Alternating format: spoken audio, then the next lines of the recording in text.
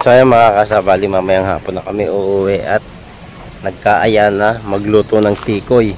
Magluluto yung tiyahin ko ng tikoy, si Tia Ana. So maya-mayang hapon na lang ang uwi namin. Yun, yung dalawa magbiyanan hanggang ngayon.